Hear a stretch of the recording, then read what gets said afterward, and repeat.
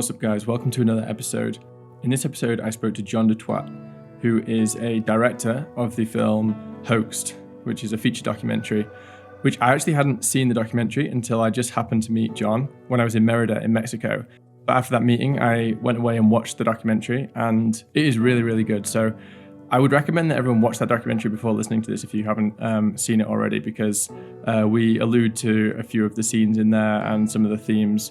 So it might be useful for context just to know what we're talking about. But we talk about the documentary itself and then just some wider things about, I guess, fake news in general and the inability to kind of trust these legacy institutions. So we cover a whole host of different things, including Jon's journey of leaving Canada to go and live in Mexico. If you're enjoying the podcast, it'd be really appreciated if you give it a 5-star review on whichever podcast service you're using to listen to it. And if you enjoyed the episode and want to share it on social media, then that would be great too. All right, on to the episode.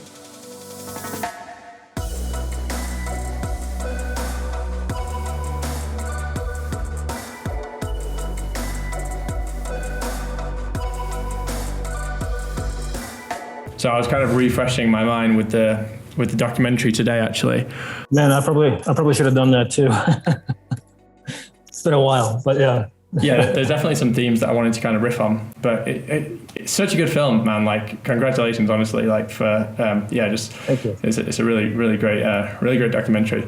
Anyway, man, let's get straight into it. So welcome to the podcast. So yeah, we met in Mérida, obviously, and it was really cool meeting you there. And at the time I met you, I didn't realize that this documentary, HOAXED, was the film that you made. I'd heard about it, and I watched it since, and it's absolutely awesome. So I'd recommend everyone, before they actually listen to this podcast, to go and watch HOAXED, because we'll definitely touch on a few of the themes in there, and it's a great documentary. Everyone should see it for sure. So yeah, man, let's just get into a bit of your history, kind of how you got involved with that documentary, and a little bit of your lead up to that. All right. Well, first of all, thanks for having me on the podcast, and it's good to see you again. And yeah, I'm excited to have a chat. So yeah, as far as HOAXED goes, I'll give you a bit of a background. So I in 2004, I dropped out of university. I was at University of Toronto in Canada. I dropped out because I just realized that it wasn't, this just wasn't for me, right? Like I did not want to lead a life where I'm just going to be basically doing what everybody else does. I kind of had this epiphany when I was sitting in philosophy class, and there were 400 other students in the classroom, and I'm sitting way at the top. I can't even see what my instructor looks like. And I just realized, I'm going to be competing with all these people for the same jobs. And, it's just, I feel like this it's not the path I'm supposed to take. So I dropped out, and, I've always had a real interest in movie making and movies. And so at the time I went, I talked to my parents. I'm like, I'm dropping out. I'm going to just make movies now. And to my astonishment, they were fine with that. They wanted me to go to film school. So I went to film school. That was a compromise, because I just wanted to get into it myself.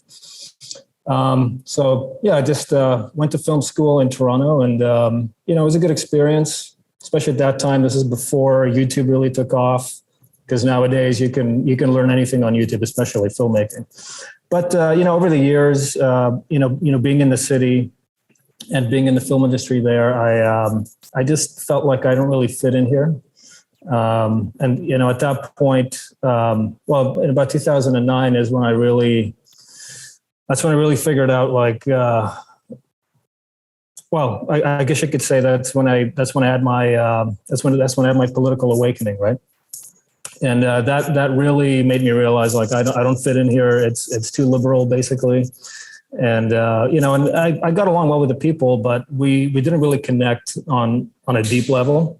And I just wanted to make projects, make short films, and all that. But it was always a little bit awkward, working with these people, because they know and I know that we're just different. So in about 2014, I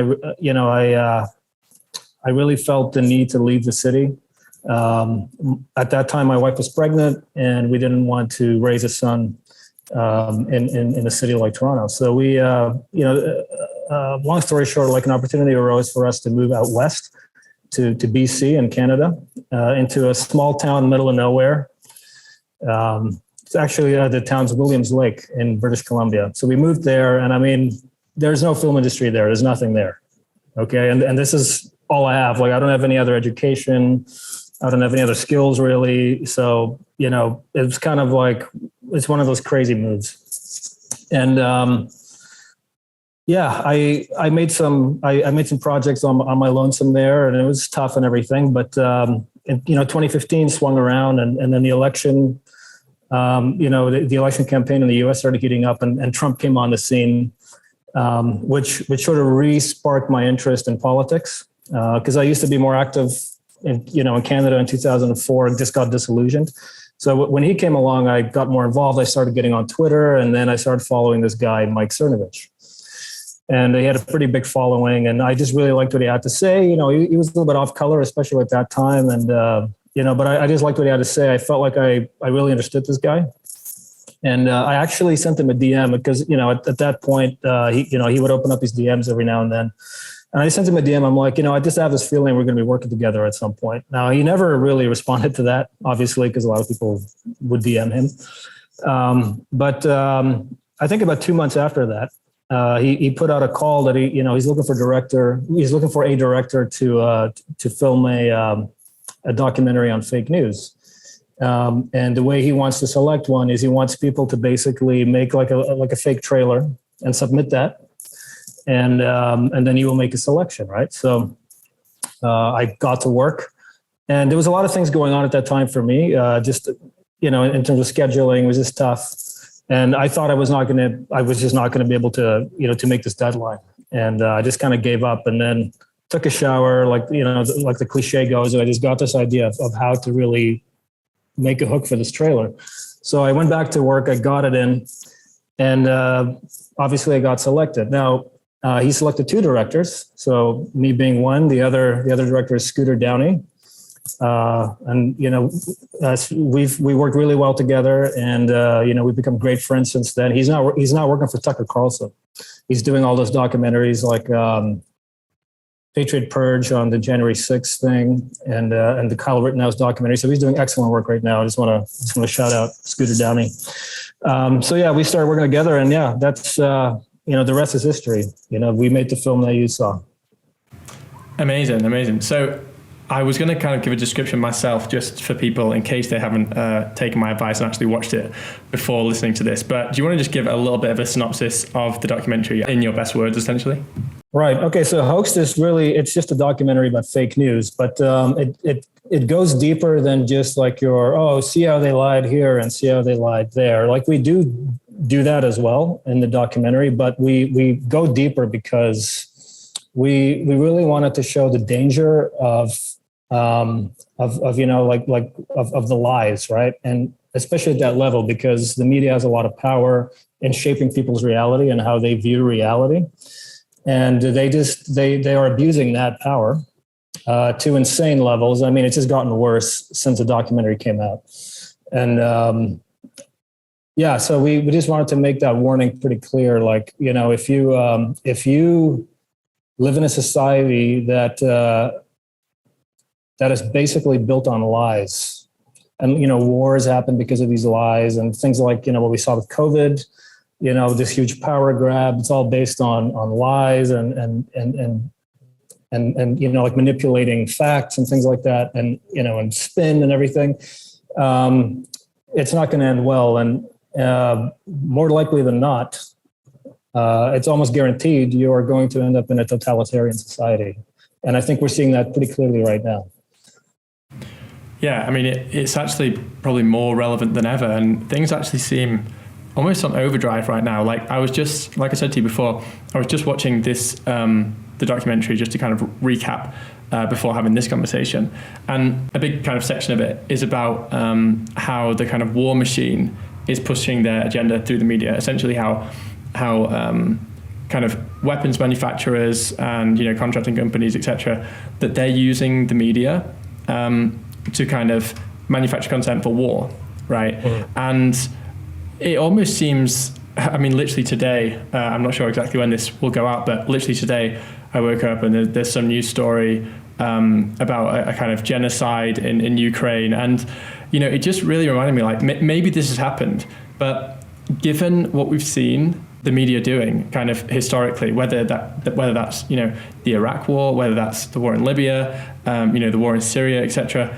We know that the media has absolutely no shame in completely lying about all of these issues. And now every time I'm seeing an article, it's like, I don't want to go kind of too tinfoil hat on everything, but I just don't feel like there's any way that I can kind of trust the media. It's almost like everything I see, it's not that I say it's not true, but I'm basically neutral now. I'm like, there is just as much chance as this being completely false and fabricated as there is being true. Now, that kind of goes both ways, right? Because you want to be able to trust the media, and there is a problem when you don't trust anything. You don't trust anything that's being told. I mean, you have to have some level of trust in society, I guess, to kind of operate.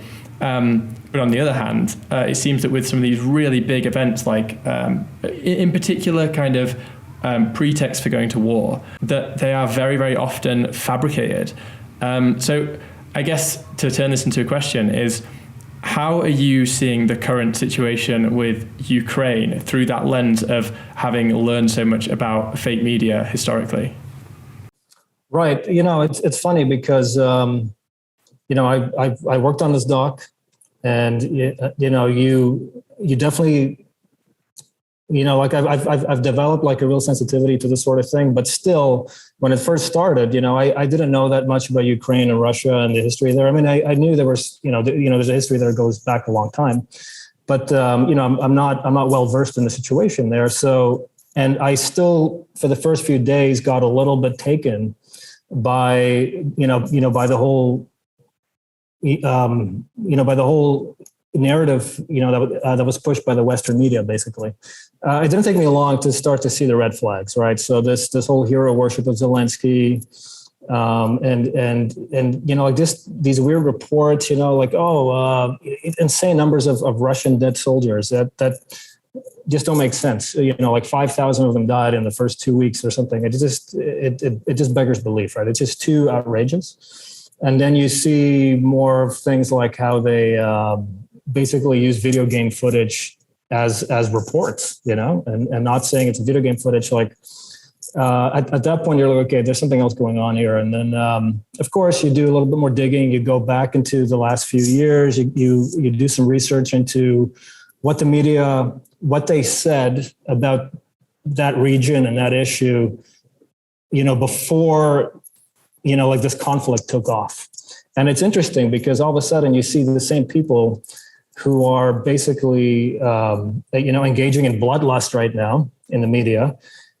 Back in 2014, the things they were saying line up with, what Vlad Putin is saying right now.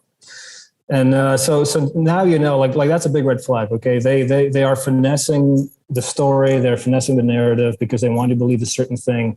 And it's not hard to see what they want. They want war. Now, I don't think the U.S. government is monolithic in this regard, but there definitely is a large contingent that wants to push for war, and also just going back to Russiagate, we now know. Well, it's now common. It should be common knowledge. It's now in the open. It's now been admitted. We've obviously known this all along, that the whole Russiagate narrative was fabricated. But it's interesting that they chose Russia to be the villain way back in 2015, 2016. So it shows you that there's a long running agenda at play here. I mean, it could have been China, could have been Chinagate. It could have been, who knows, right? But they chose Russia to be the villain to smear Trump with. So to me, that just says that they've been looking at Russia as a villain for a long, long time. There's been war lust against Russia for a long time, and I think now that he's been out of office and they're back in power, they can go ahead with that agenda to make that happen. And we're watching it play out now in real time. Yeah, that's really interesting that you say that. I hadn't really made that connection actually. That we were kind of being fed this Russia thing with the Russiagate, which it wasn't a huge, as big a story in England than it was in the US. So just to summarize it, it's basically the theory that, Trump was planted there by the Russians. And I mean, I found it so ridiculous even at the time, because what I found crazy about the Russiagate thing is that, were we supposed to just forget that Donald Trump was this really public figure who had a TV show called The Apprentice, and that he was almost, you know, kind of somewhat loved? Okay, you might not agree with his politics, but everyone, you know, liked The Apprentice and all this stuff. And then it was all like, all of a sudden, by the way, Trump is a Russian agent. And it's just like, hang on a second. You know, how could this possibly be true? It's not as if nobody knew who he was and he kind of came out of the shadows. Like, this is a guy who's been a very public figure for a very long time. And that just seemed like such a weird thing. It was almost childish, you know, the way that they tried to paint Trump. It was like expecting, and maybe this was understandable, but it was expecting such a level of elementary thinking from the public to believe that story, I guess. Yeah, and that is a big problem actually, because it's sort of hard to admit that we as members of the public, we're all sort of, you know, like we're all sort of culpable here. Obviously, like we're not monolithic once again, you know, as the public, but you know, the public has been dumbed down for, I would say, at least 2 generations now, and you know, this is basically evidenced by what we saw with the whole Will Smith thing, right? You know, we have this war happening in Europe. You know, it may very well end up in a world war. We have, you know, for example, Canada, which is my home country, just falling into totalitarianism, like, you know, so rapidly. It's a crisis. It's a huge crisis. We've got the gas prices happening in the US, and, you know, the housing market problems and everything. There's so many problems going on, but, you know, when Will Smith slaps Chris Rock, that's all anybody can talk about. That's literally all they can talk about. And that is a sad thing, because we're not an engaged public. We're a propagandized public, and we've been taught, you know, to basically adopt as bread and circuses mentality, right? Now, at some point that's going to break down, and it's not going to be pretty. It's going to be pretty ugly. But, you know, which is, again, I know at some point you want to talk about this. We can maybe talk about it later, but it's a big reason why I'm here in Mexico, right? But yeah, it's, sad to say we're not, you know, we shoulder a lot of the blame for what's happening as the public, for sure. It's just kind of like a spiral, and it almost seems like at the point now, and this is something that's mentioned in the documentary that I wanted to touch on, is one of the interviewees, and apologies, I can't actually remember who it was right now, but they said it's almost as if you're, you know, wherever you are on the political spectrum, you will look at something and you will kind of apply your own understanding before you even came across this thing, right? So for instance, if you're on the far left, you'll see a story and you'll say, well, you know, this must mean that Trump's, you know, evil, this, that, or the other. And if you're on the, you know, maybe the right, you're going to think, well, this person, you know, is an evil communist or whatever. And it's almost like you kind of like bring something to the table already, and it's very difficult to look at something and assess it logically. And you know, you mentioned before with this with the Russia thing, you know, we had these videos that were going out where it was literally showing footage from a video game and saying this is the war in Ukraine. And you know, for people, I guess, like me, and I would assume probably yourself, you look at that and you go, they've tried to pull one here. The media has tried to lie to the public. And if you actually believe the media, or you believe the kind of mainstream narrative on this conflict, then your assessment is, oh, well, it's so crazy, there's so much going on, that the conflict is so wild that it's impossible to find out what's going on. That's how this video game footage slipped in, right? So you're basically going to either blame or forgive the media depending on what you already believe about this conflict. Right. So how do we get around that? How do we actually get to a point where people are assessing things logically and reasonably? Like, is this something that gets resolved at an education level? Can you educate people out of this? Or is it like, where do we go? Where do we nip that in the bud? Right. Yeah. So, that's a very good point. Very good question. So the guy who said that in the movie was Scott Adams. I'm pretty sure he's talking about the 2 movies, one screen. So you have 2 different people watching the same movie essentially. And they basically, you know, they walk away at the end of it having seen 2 different movies in their head, right? Based on their confirmation biases and everything. And that is a real problem. And I think it's gotten worse because we're so polarized. We don't talk to each other anymore. We had a hard time, finding people on the left of the political spectrum to basically talk to us for the movie, to sit down and talk to us, because there's so much distrust. And that was back in 2017 already when we shot the movie. And it's been a problem at that point for a while. It's just gotten worse and worse. So we need to be able to have conversations with each other, so we can understand each other. You don't have to necessarily agree, but I think it's important to see, the other person's perspective and how the world makes sense to them. But the thing is, it's hard to do that when these accusations get thrown around of Nazi and racist, right? How do you talk to, like if you're a Nazi, they're not going to talk to you. It's like, we don't negotiate with terrorists kind of mentality, right? So if you're branded a Nazi, if you're branded a terrorist, and this is, the media is pushing this, they're amplifying these voices. It's impossible to have this conversation. So in my mind, there's no real way around it. It's going to take a collapse of society. And then it's going to take a few generations of good education, if that happens, to actually get around that problem. So it's a pretty bleak, prognosis from my point of view. Right. Okay.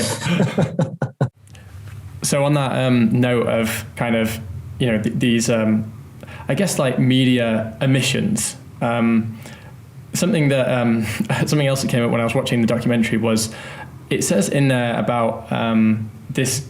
It's quite a funny section about how Cernovich was basically talking about Hillary's mental health, not her mental issue, but her health issues, and saying, oh, could she have this? Could she have that? And everyone was kind of slating him for it, saying, it's fake news. But actually, all of the mainstream media was doing the same for Trump. And they were saying, that he was a psychopath and he had mental, whatever, so that he was kind of on the spectrum of a personality disorder. Yeah. And now we have Biden as president, and the media is very, very clearly, in my estimation, very, very clearly hiding that he has severe cognitive decline. I mean, we're not even talking, maybe at the beginning of the presidency, we were talking about slight cognitive decline, but at this point, it's huge. It's just right. Undeniable. Even the people, even the Democrats are really having a hard time getting around this. That seems like one of the craziest stories not being talked about right now, that you basically have a sitting president who's pretty much lost his marbles, and he should really be in an old people's home somewhere, not sitting at the head of the table of the most powerful country in the world. Right. Yeah, it's basically, at this point, it's tantamount to like what's the term, elder abuse, right? This guy, he's kind of a jackass, and he has been for a very long time. But he should be living out his last days at home with his kids, although, I'm sure there's some issues there as well, or his grandkids or something. Also, there are some issues there as well. So, on one hand, you feel that way. On the other hand, it's like, this guy just needs to die. Right. But, yeah, as far as the media's coverage of it goes, it is, again, it's just a stark reminder of how they're not committed, to the truth. They're not committed to even like appearing impartial in their coverage. It's just complete, so I haven't watched cable news for many, many years now. I'd say probably 2010. And, when we did the documentary, we would have to go and like find these clips and do research, and I'd be shocked at how obvious the bias is. And recently too, like, so last year, we had to go back to Canada to, we had to go back to Canada to go and drive down some of our stuff, right, that we still had up there. And, we stayed in hotels, and there's TV there. You turn it on, you see the local news, and like my jaw just drops at how much worse it is now. And of course, it's like the boiling frog, right? So if you're like a regular news watcher, a cable news watcher, you're not going to really notice how much the Overton window has been pushed on this stuff. But if you're like me, and then, you maybe turn it on once in like several years, you see it. You see how insane it is. And it's just sad that that so many people have just been so demoralized into into believing whatever they see on the news. And again, in the last 2-3 years with this COVID thing, you can see the dangers of that. This section of the conversation has been censored in order to meet the community guidelines. For the full uncensored version of this conversation, please check the description for links to censorship-free platforms. But it's not just them believing it. It's also them seeing it as some sort of like a religious duty, to take the shot, right? 100%, yeah. And it's really sad to see because their minds are wasted at this point. And I think the media and the powers that be behind the media, they know for sure now that they can make you believe anything, right? And again, with January 6th as well, there's a lot of footage out there that's not being shown on the media and so on that basically exonerates these people. And it doesn't matter because the media is weaving this tale that, this was worse than 9/11, and people believe it. They believe it. It's like somebody said, back in the 30s, they actually had to put the Reichstag on fire as a false flag attack, right? To make people believe that there was an attack on the Reichstag. Today, they don't have to do that anymore. The media can just say that there's a Reichstag fire. There actually isn't. They can just say there is one, and people will believe it, and they'll go along with whatever solution is needed to actually like address this issue now. So it's like, yeah, we're in a bad way now. Absolutely. I'm kind of glad that you brought up the vaccine thing because it was going to lead me to another point. I don't want to dwell that much on the vaccine thing specifically because I've talked about it so much in my other podcast. So I'll try to frame this in another way. But it's a useful metric. It's a useful thing to look at, which is that when it comes to the vaccine, and you mentioned, and I totally agree with this, that people almost have this it's almost like a kind of religious belief in it. But I think this could be applied kind of more widely speaking to the media, in that people want to believe in the media. They want to believe that they're seeing the truth. They want to believe that someone has their best interests at heart, all the rest of it. And what I'm kind of pondering here is the reason that people are believing so many things in the media which are proven false and continue to believe those things. Not necessarily those things, but they continue to believe the institutions that have kind of disseminated that information. Is it because it's too scary for people to actually say, wait a second, these institutions are against my interests, or they're lying to me? Because it kind of seems to me at this stage that we know how much people have been lied to. For instance, again, I keep saying I'm not going to talk about the vaccine, but it's too useful not to. Like, everyone was told the pandemic would be over, right? And like, for instance, in the UK, I'm not sure what the situation is in other parts of the world, but it's like record cases and everything, and people they still cling to it. All the media cling to it, that the vaccine's the answer. Most people are still saying everyone should get vaccinated, and it's like, at what point? I've wondered, at what point do people say they lied to me? And it seems to me that people would rather continue to believe they've been told the truth, even though everything in their environment, everything they're witnessing about the world is telling them otherwise. They would rather still believe that than to face the potentially dark or uncomfortable truth that actually they've been lied to about this very serious topic, and probably many, many other things as well, right? Right. Yeah. I mean, this goes into like human psychology, right? So, there's always exceptions to the rule, I think. Like, you have people who did believe that the vaccine was going to work for them. They got it, and maybe they've experienced some bad side effects, or maybe somebody in their family died from it or whatever, and they change their mind and they realize they've been lied to. Those people do exist, and they they deserve a lot of credit because it's not an easy thing to do. I think in general, there's a lot of pride involved, and people just they don't want to be proven wrong, right? So they will double down. It's like this. I actually haven't read this book, but I've seen it quoted so many times. And actually, I forget who wrote it. I think it was maybe Eric Hoffer, or somebody else. I think it's called "When Prophecy Fails," right? I think Mike Cernovich actually talked about this quite a bit a few months ago. And so, what it boils down to is this.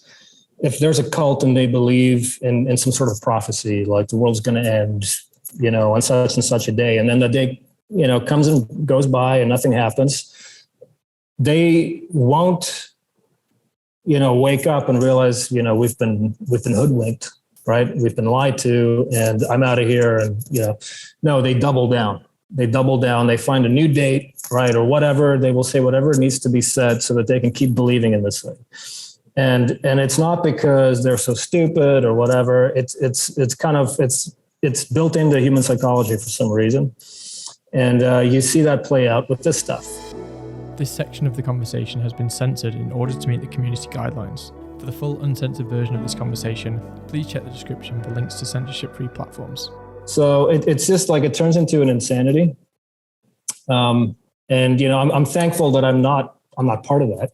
I'm thankful that I'm not one of these cultists, right? But it's something that we should all, I think we're all at some point, like a little bit vulnerable to it, and it's something that we should really take stock of, right, in our own beliefs and so on. People will just double down as far as they have to go. Yeah, I actually just tweeted today. This seems kind of like an obvious thing, but I'm surprised that more people don't see it. I just tweeted this section of the conversation has been censored in order to meet the community guidelines. For the full uncensored version of this conversation, please check the description for links to censorship-free platforms. But anyway, I did say I'd move off the vaccine thing, so right. Sure. Yeah, let's move away from it. No, my fault. I have a habit of falling into it because it's just so crazy. Yeah, it is crazy. It's crazy, and it's really affected our whole society, our life, down to the individual level. It's because of that, essentially, that I'm, in Mexico again. Yeah. Right. Yeah. I definitely want to get to that, but let's pause on that one for a bit. But yeah, you're right. It is crazy, and part of the reason why it's so easy to kind of fall into talking about it is just because it's so mad, and it's almost like the kind of pinnacle of so many of the issues. Like when I first started this podcast, I would say that I mean it probably took about 10 episodes before it wasn't mentioned, because it was just like how do you not talk about this thing? It's just such a blatant example. But anyway, just back to the media thing. In the documentary, it talks a lot about the nature of the far left kind of being given a bit of a free ride when it comes to, they're very rarely held to account in the same way that the kind of far right are. That the far left can commit, acts of violence, etc. And it's just like, oh, well, they just got triggered because, someone was holding a Nazi flag or something, which even if they are holding a Nazi flag, the important thing is never to resort to violence. I mean, that's obviously everyone can sit around and say, that's a bad thing to do. But the point at which a line has been crossed is always a point of violence on all sides. I mean, people can be awful in many ways. So my question here is, why does the media sway so far to the left? Because, and I guess just to kind of give you a bit of a backstory of my understanding of this, I studied this kind of stuff when I was at university. And we were always told the media swings to the right because there's all these advertisers, and all the advertisers, they want to show their products, and they're capitalist companies, and therefore the media is really right wing. And I genuinely believed that at university, and I continued to believe it for a while. And now I see that the media is incredibly far left. So first of all, do you agree? Do you think that people on the left think that the media is right, whereas people on the right think the media is to the left, which it seems to be my interpretation? And second of all, as someone who probably agrees that it is on the left, that it is pushing a leftist agenda, why is that? What are the factors which are pushing in that direction? Right. That's a huge question, and it's a huge topic. So I'll try and boil it down, to what my understanding is. I think first of all, the whole terminology of left and right at some point, it's useful, but at some point it breaks down, because you have people in power, and I'm not talking about in political power. I'm talking about, behind these, I'm talking about people behind elected officials, like these multinational, corporations and multinational organizations like the WEF and so on. And when you start talking about these people, the whole left and right thing begins to break down, because I think, from their perspective, they will basically use whatever ideology is going to help them achieve their goals, right? That's what they're going to push. So in which case I believe it is definitely far left, and it's pushing a leftist agenda because it seeks to destroy our civilization in the West, and the pillars upon which it's built, which is it's Christianity to a large degree, and Western thought, of the Greeks and the Romans and so on, and they want to undo all that. You see that in architecture, right, with modern art or postmodern art. And also art is a big topic that lines up with what I'm saying here. And, a big key to them is also they want to destroy the family. So all this transgendered stuff that we're seeing now, and, it's seeking to corrupt, this, the main building block of our civilization, which is a family unit. And I think this started, you can make an argument for the 60s. I'd probably say it's a lot earlier than that, probably the 30s as well. You had avowed communist in the State Department in the 30s. Franklin Roosevelt's vice president, I think, Wallace, he was pretty much a communist, and they definitely turned a blind eye, towards these communists that have basically infiltrated. And anyway, so that's a big topic on its own. But I mean, like this, this very deliberate push, to infiltrate this far left ideology into the Western systems, has been going on since then. And I think in the documentary as well, we spoke to this one professor at Virginia Tech. I forget his name now, but he did a lot of study on media bias, and he said in the 50s it was more balanced, like there was a real effort to show both sides of the story, but then in the 70s it started to veer towards the left, right, and it's just gotten worse and worse. So as far as people on the left, when they say, well, the media is right wing. I can see how they would say that, especially like say 2003 with the invasion of Iraq. You had the media, like the New York Times, which is considered far left today. They were pushing this lie about like the whole yellow cake thing and the tubes and whatever. About the what? Sorry.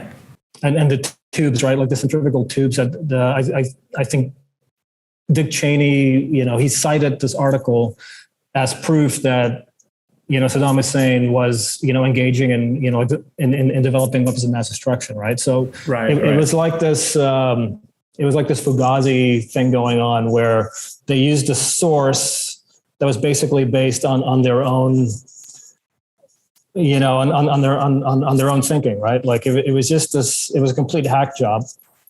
But it, especially back then, the New York Times, like the old great lady, a lot of people, had a lot of respect for that. If they read the article, they're going to believe it, right? So now it's a little bit different. But I'd say back then, like most of the population was in favor of invading. I mean, I was in favor of invading too. I was a snot-nosed kid at the time, but I looked into this stuff. And I'm like, yeah, I was a complete idiot, right?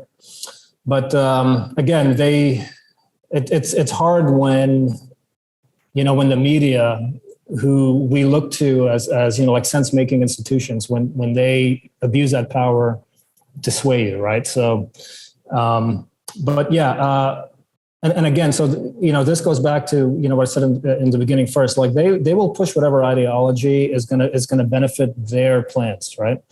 But definitely, since 2015, especially with Donald Trump, it's been hard left. You know, the Black Lives Matter stuff. These people are avowed communists. You know, the Black Lives Matter stuff.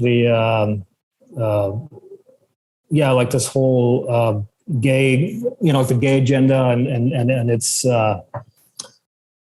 consequences, I guess, now today with the you know, with like the transgendered things and whatever. Like it's all designed to like demoralize the population and break them down, break down the institutions, and they're doing a hell of a job because, you know, I think it's too late to actually turn around at this point.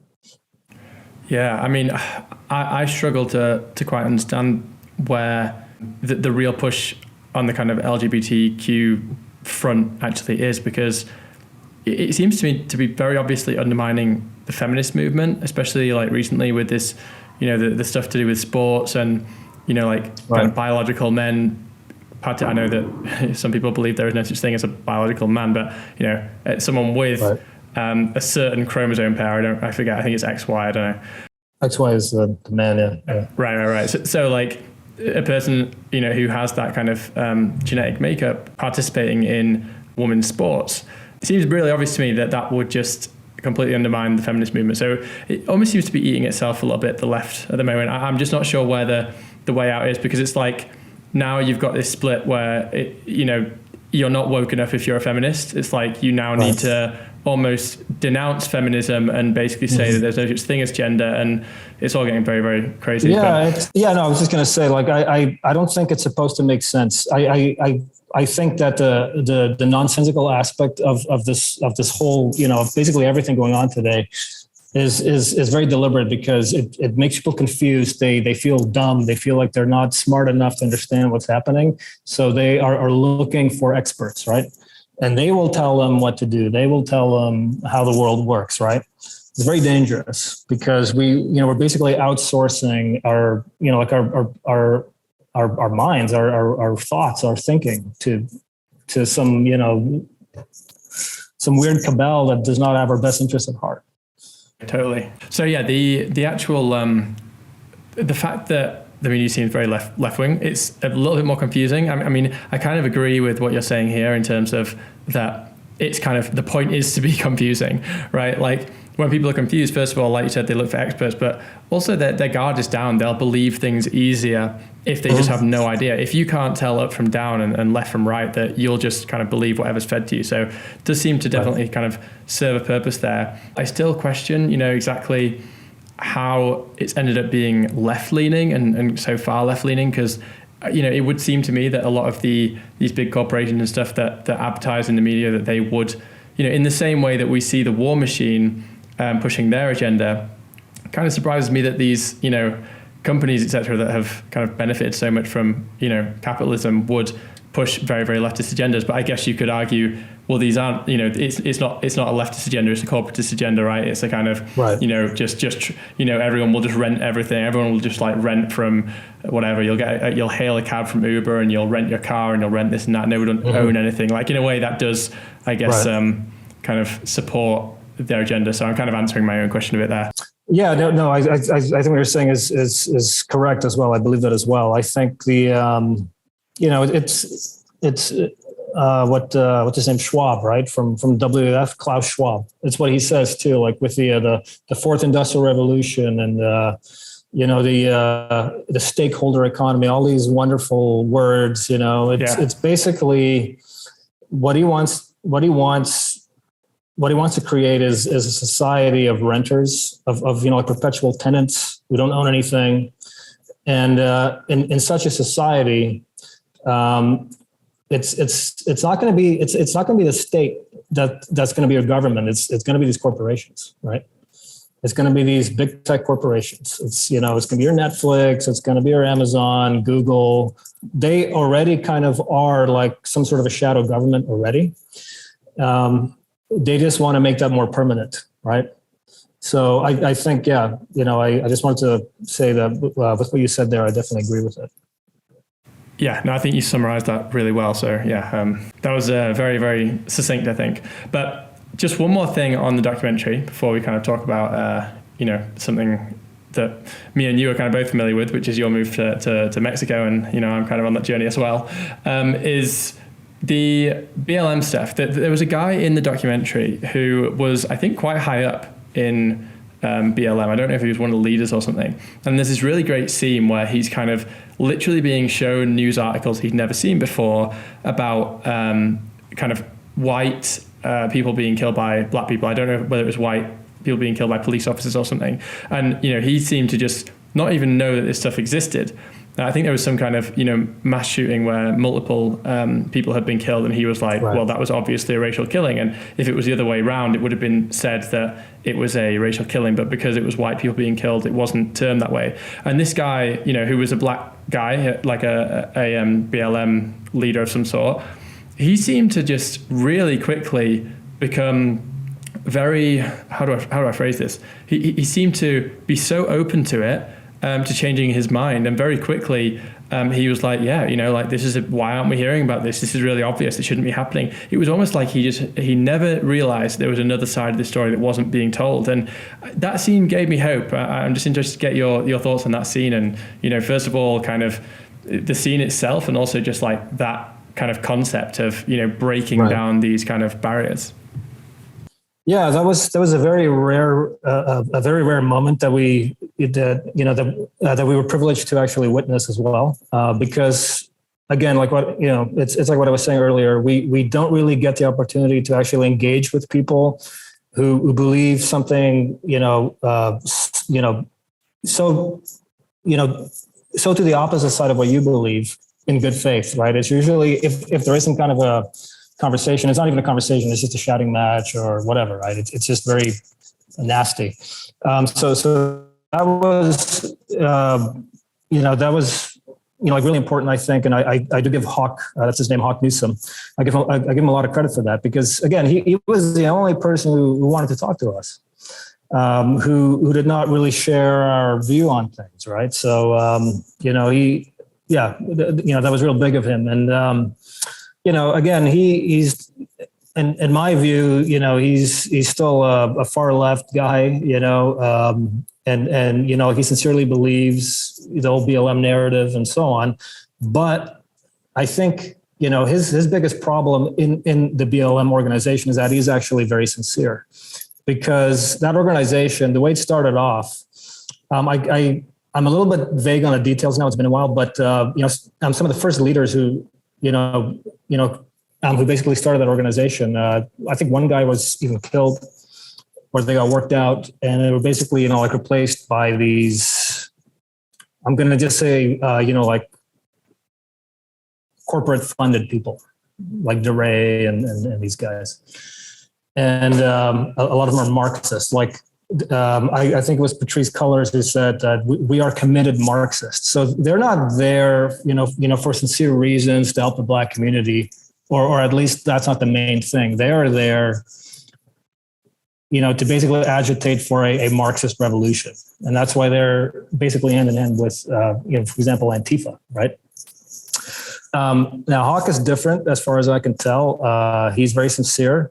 So he's the leader of Black Lives Matter Greater New York. So it's not New York, but basically Long Island, right? As far as I understand. And, he's really interesting. So I'll share a little anecdote as well. When we shot the interview, as we were setting up, we were talking about that one scene where he went to, he basically went to this Trump rally and started shouting things, and people were like shouting back at him. And then the guy on the stage invited him up, and Hawk went up and he gave this like rousing speech, and people applauded him, and it was this beautiful moment.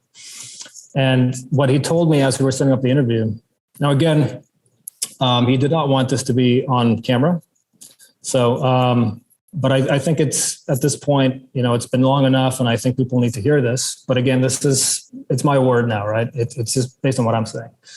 But he told me that he got pulled aside, by some of his friends there, or like his of BLM, like he got pulled aside by these other BLM leaders and saying like, and they told him you can't be saying this stuff, okay, because we'll lose our funding.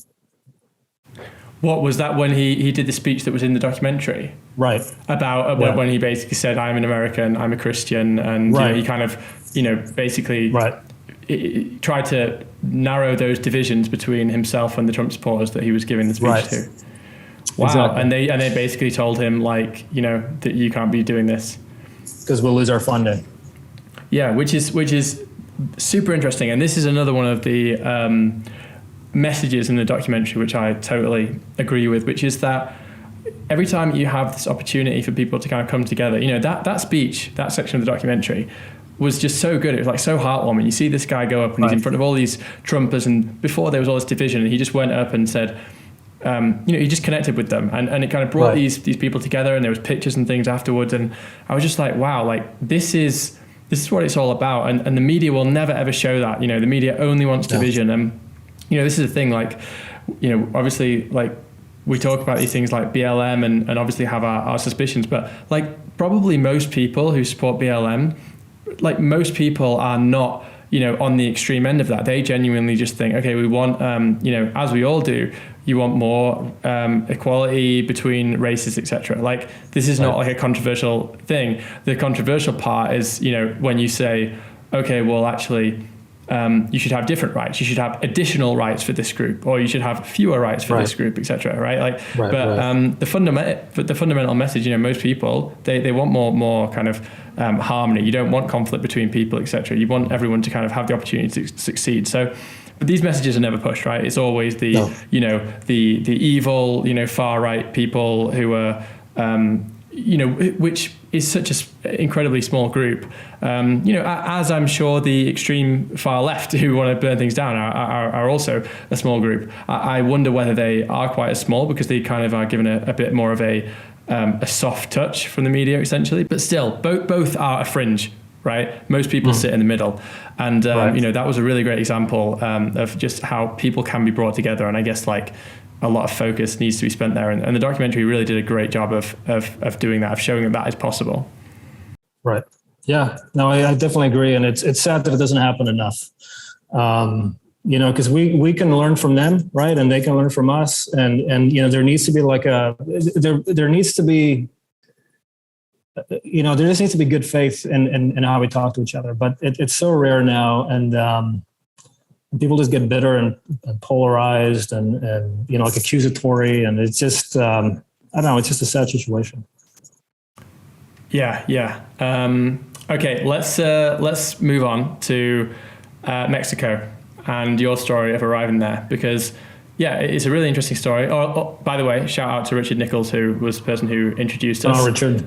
Absolutely. And when we met over at Richard's place, you know, you had a really interesting story of coming to Mexico, and I thought it was just, you've made a really big move, essentially. You know, like most people are making some changes in their life off the back of the kind of authoritarianism that we've seen growing around the world. But obviously, being from Canada yourself, you're kind of, you know, you were in the belly of the beast, so to speak. Why don't you just share that story of kind of how you came to that decision and that process, and just all of your thoughts around it? Yeah, it's funny. It was a very big decision, and it simultaneously took a very long time to make, and also it was made very quickly. So as I mentioned a few minutes ago, I was involved in politics in Canada in 2004. Right, this was the first year of the new Conservative Party. And, you know, 2004, I was 19 years old, you know, going on to 20 that year. And, you know, you're young and you're idealistic and all this stuff. And I don't want to talk too much about that, but I got disillusioned pretty quick by what I saw. A lot of corruption in the party that basically just got started. A lot of corruption, a lot of cowardice, right? And I think that is, you know, that's a very unique... It's a very unique trait amongst conservatives in Canada and even in the US as well, but especially Canada. It's a lot of cowardice, this moral cowardice. You know, super afraid of standing up for what's right because of what the media might say. You know, and I've known since then that the media was biased against conservatives. And you know, and back then it was common knowledge if you were a conservative and you were deathly afraid of what they might say, right? For the most part. And that's what I'm talking about. It's the moral cowardice, right? And so I kind of left politics. You know, I just thought this is not the answer to any kind of meaningful change, right? It's part of the problem. And, you know, through that lens, I just came to the understanding that that basically Canada is on a path that is going to lead to it's going to lead to a dictatorship. I knew this for a very long time. And as the years went on, that view just got confirmed over and over and over again, right? Yeah, and it's sad because, from about 2006 to 2015, Canada had a conservative government under Stephen Harper. But, to my mind, I mean, he was a much better leader than what we have now with Trudeau. He's just complete terrible, but he's doing his job very well. But, things were good under Harper. We had a strong economy for the most part. And, he was a real statesman. But, in my eyes, he was still too cushy with the globalists, signing on to these, like these huge trade agreements like the TPP and things like that, and supporting that sort of thing, where you basically lose your sovereignty, in piecemeal fashion. So I also knew that, that basically despite him being in power, that, it was basically a left-wing nation. It's a very liberal country, and the population is extremely propagandized, more so than in the U.S. and basically more than most countries that I know of. So I always knew there was going to be a time when, that beautiful country is going to reach a tipping point and fall into totalitarianism, and we've already passed that now. As far as I'm concerned. So when Justin Trudeau won in 2015, I knew he would win a majority, and people wouldn't believe me. I knew he would win a majority. And the day he won, we were visiting my in-laws, and I told them, I'm like, this is not going to end well, right? Like, this is not going to end well. And unfortunately, I was completely correct on that. So that was 2015. And so, by the time 2020 rolls around and COVID happens, and now there's these lockdowns and there's vaccine mandates, I knew this is it. This is it for Canada, right? There's not going to be any meaningful resistance to this. Now, I was a little bit wrong on that, as we saw at the beginning of this year. But I think on balance, I was still correct because, that resistance got quashed like a cockroach. Which also was not surprising to me, because when you understand how these people think, when you look at a guy like Trudeau and you understand, when you understand the ideology that drives them and the mentality that drives them, they have no problem with going all the way to stop any kind of threat to their power. They will use, whatever means are at their disposal. They don't care what it looks like. They don't care how bad it looks. They just don't care, right? They have full power, right? So, and he's going to be now in power until 2025. So to me, it's like, it's rest in peace, Canada, right? So, but anyway, when that rolled around in 2020, I knew, okay, you know what? It's, like the time's going to come where I'm going to have to leave the country.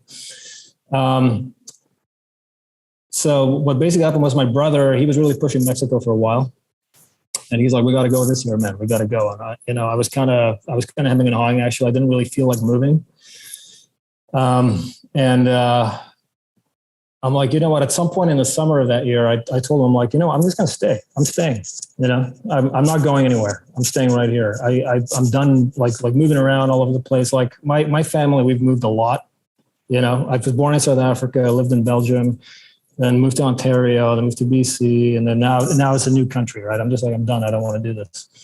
But then this leaked email, started circulating online, and basically it was an email that was written by somebody who was part of the Strategic Planning Committee, which was run by the PMO. It's the Prime Minister's office. It's like the White House, right? And they had a secret meeting, where they basically laid out how they're gonna run things, through the pandemic, right?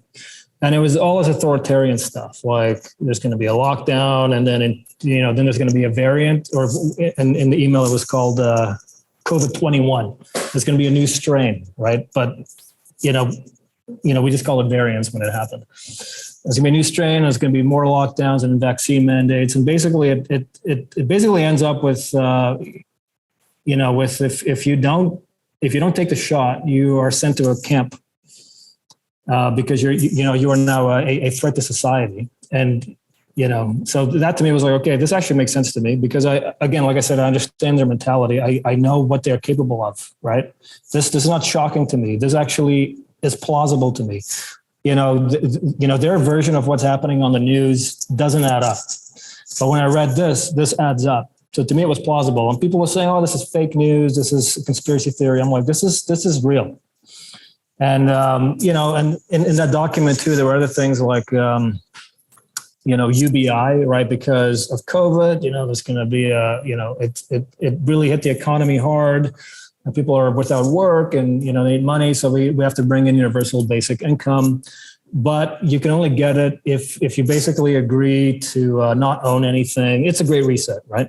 If you agree to not own anything and, blah, blah, blah. So it's a great reset, on the path of COVID, right? So again, like I said, when I read this document, to me, it made complete sense. It was the most plausible explanation of what was happening. And that to me, that was a signal. And I told my brother, I'm like, I'm in, let's do this. I had just bought a car at that point, right? And like, once I made that decision, I think it was about 2 weeks and then we were out of the country. So sold as much as we could, hopped on a plane. We knew there was a new lockdown coming in BC. We were not sure if they were going to close, if they were going to close the, airports. Yeah. We were not sure if they were going to close the airports at that point. So to us, it was a deadline. Like 2 weeks from now, we're going to be out of here.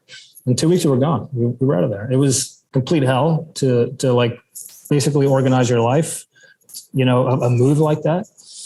But we did it, and we arrived in Mexico in late November 2020, and that's before the first vaccine even rolled out. I knew they were coming with the vaccines based on that document. And of course, it was already announced at that point, warp speed and all the BS. So, yeah, it was just it was a pretty insane moment for us.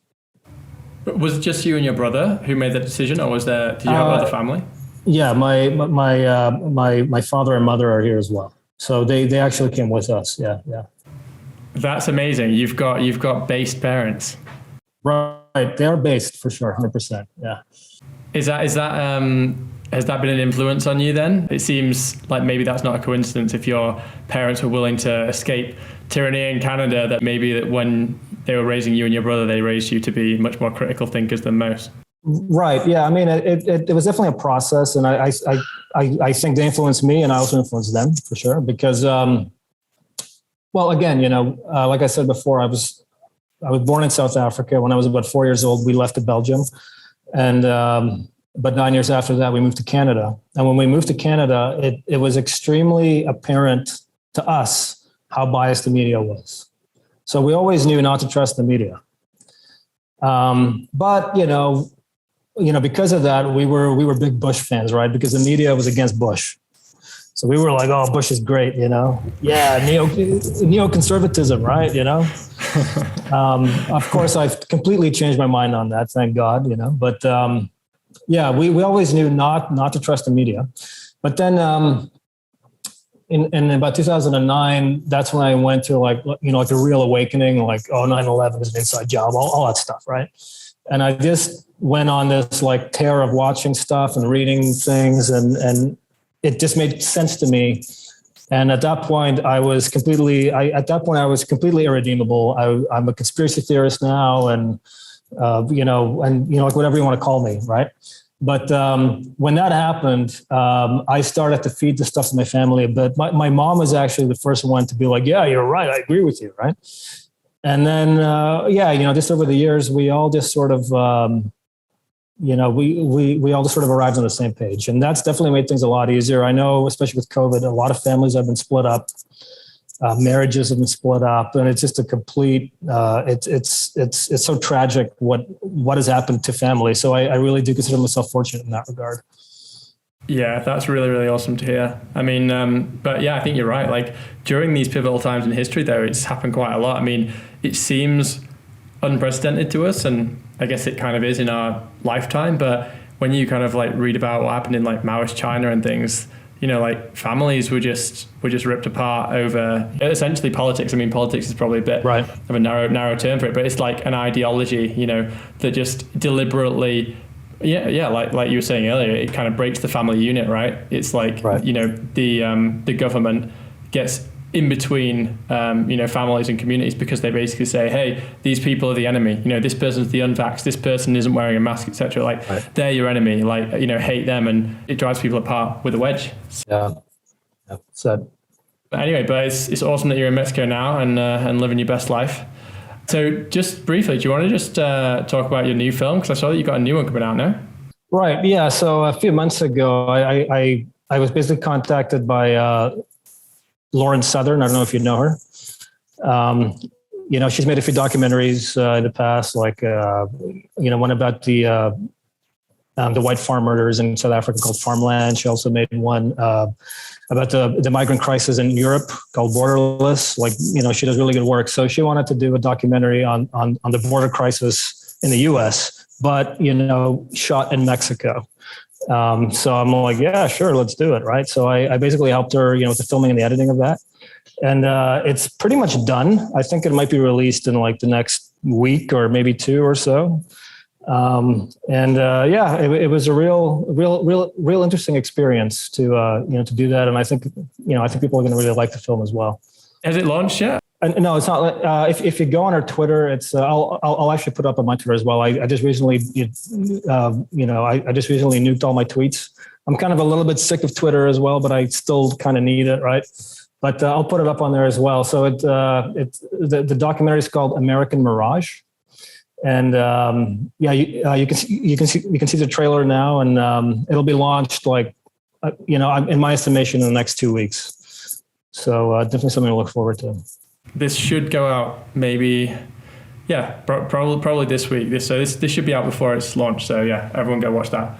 Great. All right, man. Just before you go, why don't you just let people know where they can find you, and obviously where they can find your films as well, and also just any final parting words that you have, anything positive that you might want to share. I'll just leave the floor for you to close things off. Great. Okay, yeah, you can find me at my website, jondutoit.com. So that's JONDUTOIT.com. And you'll find on there you'll find links to my films and things like that. I'm also on Twitter at Jon Du Toit. And again, like I said, I just nuked all my tweets a few days ago, but I'll start posting there again soon. I'm actually working on launching a music project. So that will probably happen in the next month or so. Something I'm really excited about as well. And just follow me on Twitter and on my website, and then you'll see the news there.